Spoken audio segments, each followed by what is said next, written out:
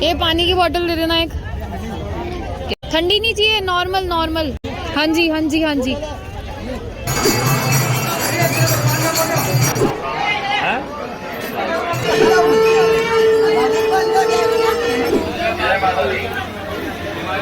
ये वाली थाली है, देखो इसमें सारी सब्जियां मिक्स होती है, पंजाबी प्लेटर।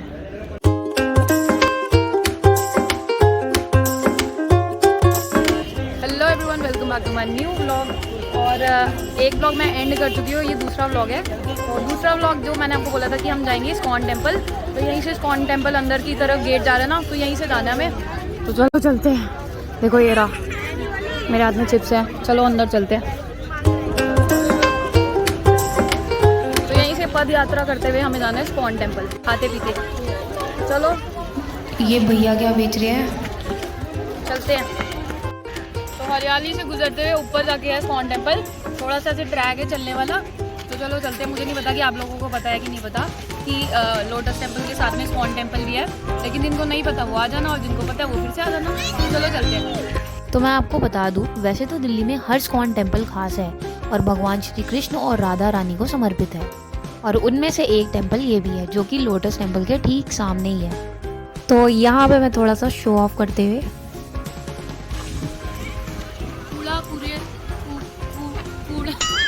कूड़ा कूड़ेदान में डाले। बाकी देखो, फैमिली टाइम स्पेंड करने के लिए जगह तो अच्छी है। देखो आगे बच्चों के झूले भी लगे हुए हैं। जैसे कि आपने देखा कि वीकेंड पे बच्चों के साथ जाने के लिए ये बेस्ट प्लेस है। यहाँ इस्कॉन टेम्पल के साथ साथ आप लोटस टेम्पल और कालका जी के मंदिर भी जा सकते हो, जो ठीक इस्कॉन टेम्पल के बिल्कुल सामने सामने स्थित है। तो बच्चों को देख के मेरा भी मन कर रहा है कि मैं झूले झूलने जाऊँ, लेकिन बच्चे ही भगा देंगे मुझे। मैं सिर्फ आपको दिखाने के लिए जा रही हूँ, देखो कोई इंटरेस्ट नहीं है ये दिखाने के लिए आपको। तो यहाँ पे मंदिर तो उस तरफ है, उधर है मंदिर, लेकिन ना इस तरफ ना खाई है, असंभव पहाड़ बने हुए हैं। तो चलो वो दिखाती हूँ आपको। वैसे वातावरण तो अच्छा ही है, लेकिन अगर आपको दृश्य बीच में दिख रहा है तो उसको इग्नोर कीजिएगा, मुझे खेद है। मंदिर की तरफ ध्यान दीजिएगा। दृश्य से मेरा मतलब है कि वैलेंटाइंस का माहौल है, तो भाई कपल्स बैठे हुए इतने सारे यहाँ पे, तो थोड़ा मुझे अजीब लग रहा था, लेकिन मैं थोड़े मजे लेते हुए जा रही थी।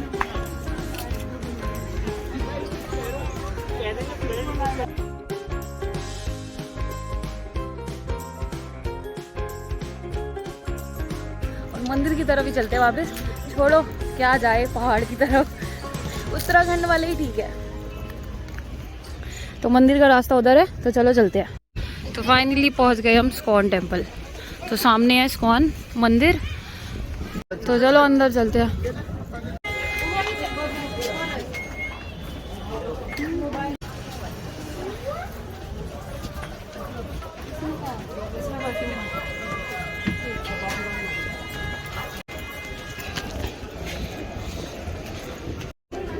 तो यहाँ पे भाई खाने पीने का गया शो म्यूजियम में स्टार्ट हो रहा है, टिकट्स यहाँ पर मिल रही है। हरे कृष्णा शो देख सकते हैं आप लोग। Laser light light and sound show museum में स्टार्ट होने वाला है, टिकट्स यहाँ पर मिलेंगी। हरे जूता घर।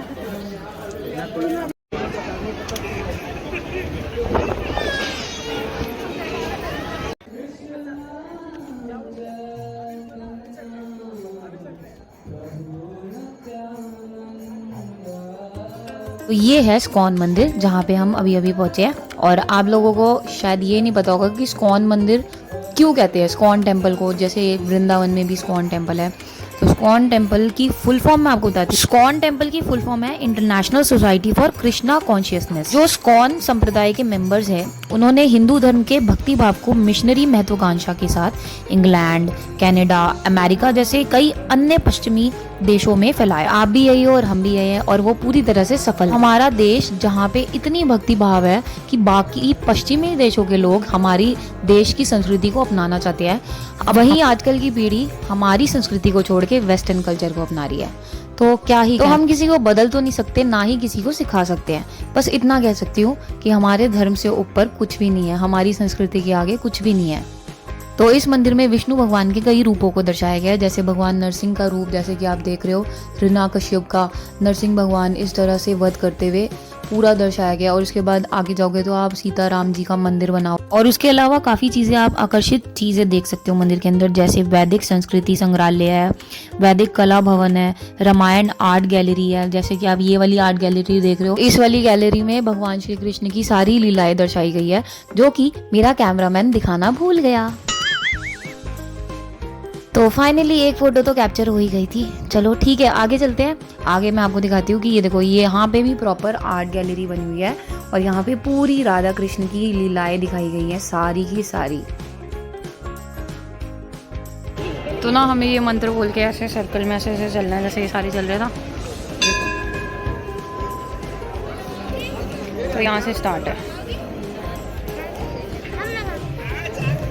वैसे तो यहाँ का इस्कॉन टेम्पल मुझे पूरा वृंदावन के इस्कॉन टेम्पल की याद दिलाता है, क्योंकि वहाँ पे भी सेम ऐसे ही 108 बार मंत्र जाप करके परिक्रमा करने के लिए बना हुआ था। मंत्र कुछ ये था, हरे कृष्ण कृष्ण कृष्ण हरे हरे, हरे राम राम राम हरे हरे। नेक्स्ट स्टेप, हरे कृष्ण कृष्ण कृष्ण हरे हरे, हरे राम राम राम हरे हरे। नेक्स्ट स्टेप, ऐसे करते करते मुझे 108 बार मंत्र का जाप करना है और बिल्कुल बीच में गरुड़ देव तक पहुंचे। यहाँ पे होता है मेरा 108 बार मंत्र जाप की समाप्ति। तो ये रहे गरुड़ देव, तो इनको प्रणाम करते हैं और चलो चलते हैं वापस।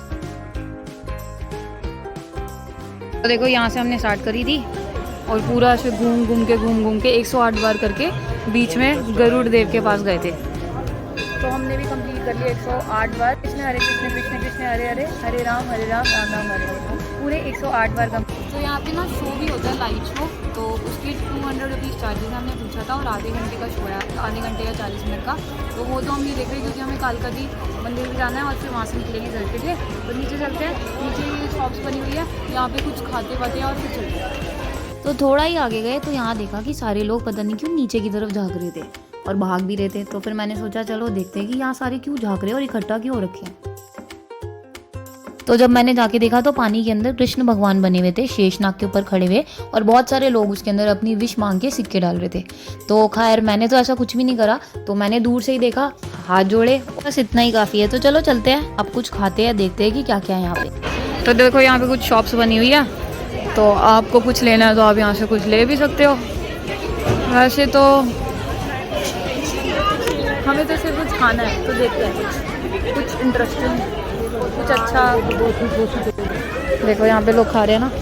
तो यार भूख तो लग रही थी कुछ खाने की, लेकिन मेरा बिल्कुल भी मन नहीं था कि मैं इसमें से कुछ खाऊं, जैसे चाउमीन, समोसा, बर्गर, भटूरे, छोले। तो मेरा बिल्कुल भी मन नहीं था ऐसा कुछ खाने का। तो चलो देखते हैं अंदर क्या क्या है। तो इस तरफ तो आइसक्रीम लगी हुई है, तो आइसक्रीम बिल्कुल नहीं खा सकते क्योंकि ठंड हो रही है। और आगे मेरे ख्याल से मिठाइयाँ और कुछ सैंडविचेस वगैरह लगे हैं, तो चलो देखते हैं।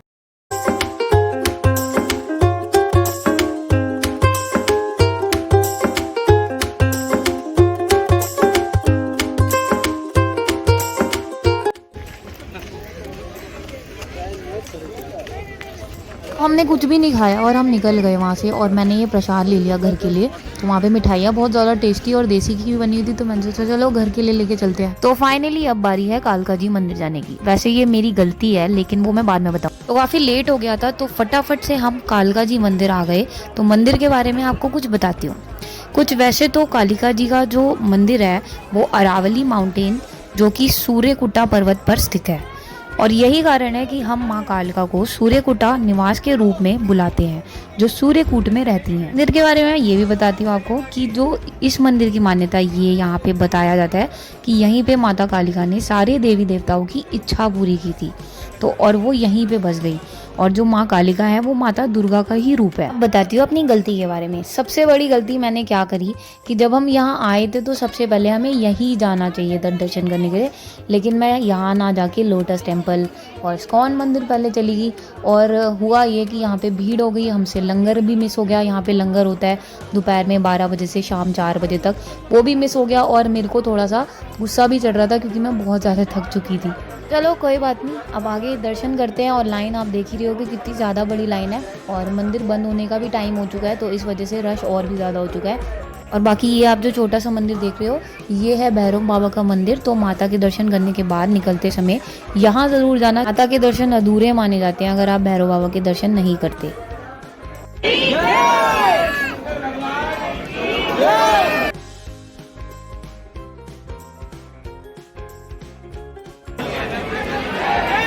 फाइनली मंदिर के अंदर आ चुके हैं। अंदर कैमरा अलाउड नहीं है, बस इतना ही काफ़ी है।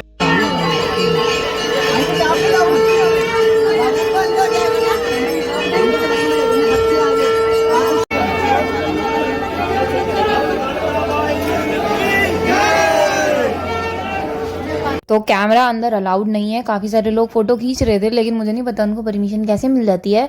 लेकिन मैं ऐसी परमिशन नहीं लेती जाके, तो मैंने आपको दूर से दर्शन करा दिए। आप यहीं से हाथ जोड़ के अपनी इच्छा मांग सकते हो।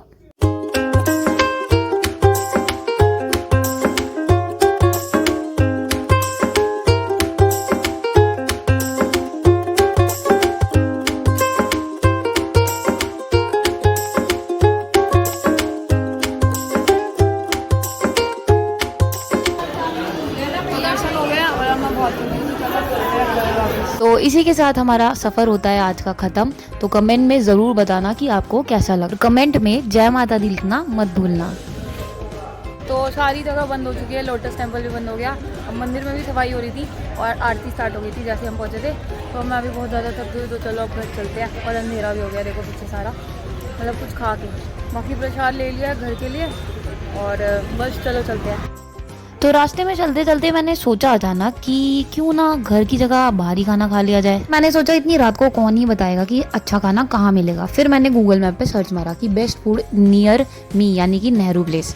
तो सर्च मारते ही बहुत सारी जगह आ गई मेरे सामने, लेकिन फिर अचानक एक जगह पे मेरी उंगली रुक गई, जो कि थी ये, जिसका खाना तो टेम्पटिंग था ही, लेकिन ये जगह जो है यूट्यूब पे बहुत ज़्यादा वायरल थी। खाने की बात हुई थी ना, तो हमने सोचा कि खा के ही चलते हैं, घर जाते जाते लेट हो जाएगा। तो अब हम आए हैं नेहरू प्लेस। नेहरू प्लेस में जो थाली फेमस है ना, जहाँ पे जिसमें मिक्स सब्जियाँ और चावल वो सब मिलता है, तो हम वहाँ पे आए हैं। तो थाली लग रही है, लेकिन हमने उनको बोल दिया कि सब्जी और चावल अलग कर देना और रोटी एक साथ, मतलब अलग कर देना। वैसे तो वो चावल के ऊपर सारी सब्जियाँ डाल देते हैं। तो दिखाती हूँ कौन सी थाली है। ये वाली थाली है, देखो इसमें सारी सब्जियाँ मिक्स होती है, पंजाबी प्लेटर। तो जब आएगी ना तब दिखाऊंगी। तो भाई ये देखो, ये खाना आ गया। तो इतना सारा खाना है, मंगवा तो लिया, लेकिन अब ऐसा लग रहा है खाया कैसे जाएगा। तो इनका पनीर का पीस देखो कितना ज़्यादा बड़ा होता है। और अभी कड़ी भी आ रही है, कड़ी भी है इसके अंदर। चलो अब जितना खाया जाएगा। और पता कितना प्राइस है ज़्यादा, 200 रुपये से भी कम में आ गया इतना सारा खाना ना। मतलब 160 रुपीज़ की तो थाली थी। हमने रोटी एक्स्ट्रा मंगवा दी, लेकिन अब ऐसा लग रहा है खाया जाएगा कि नहीं जाएगा। चलो देख। ये तो प्लेट की हर सब्जी बहुत ज़्यादा टेस्टी बनी हुई थी, प्रॉपर पंजाबी टच के साथ बनी हुई थी। तो अगर आप नेहरू प्लेस आते हो तो इस जगह पे खाना ज़रूर ट्राई करना।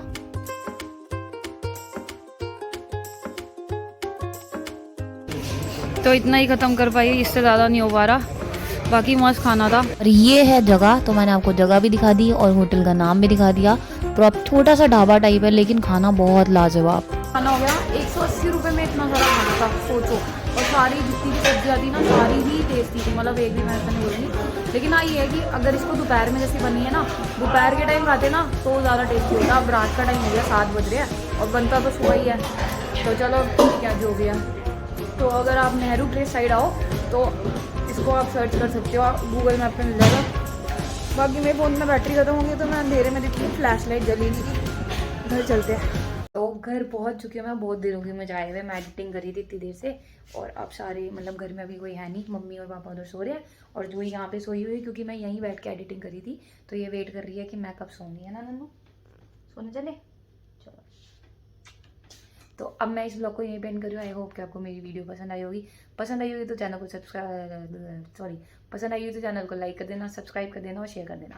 तो इस वाले ब्लॉग को मैं यहीं पेंड करी हूँ। तो कल मिलते हैं न्यू ब्लॉग के साथ। तब तक के लिए स्वस्थ रहिए, मस्त रहिए।